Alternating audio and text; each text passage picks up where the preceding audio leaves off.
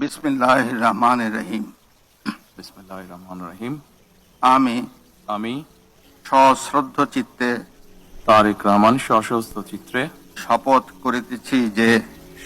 করিতেছি যে আমি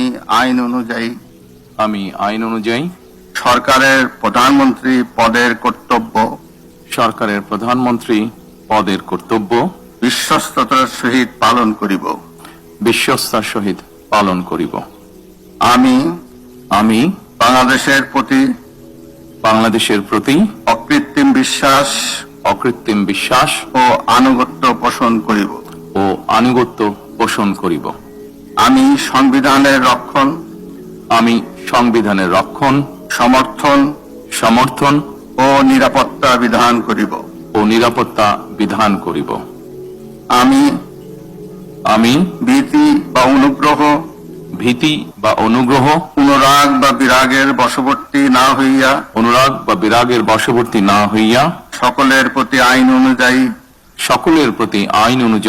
যথাবিহিত আচরণ করিব। এবার মাননীয় প্রধানমন্ত্রীর গোপনীয়তার শপথ পাঠ পরিচালনা করার জন্য রাষ্ট্রপতি মহোদয়কে বিনীত অনুরোধ জানাচ্ছি। আমি তারেক রহমান সশস্ত্র চিত্রে শপথ করিতেছি যে সরকারের প্রধানমন্ত্রী রূপে যে সকল বিষয় আমার বিবেচনার জন্য আনিত হইবে বা যে সকল বিষয় আমি অবগত হইব তাহা প্রধানমন্ত্রী রূপে যথাযথভাবে আমার কর্তব্য পালনের প্রয়োজন ব্যতীত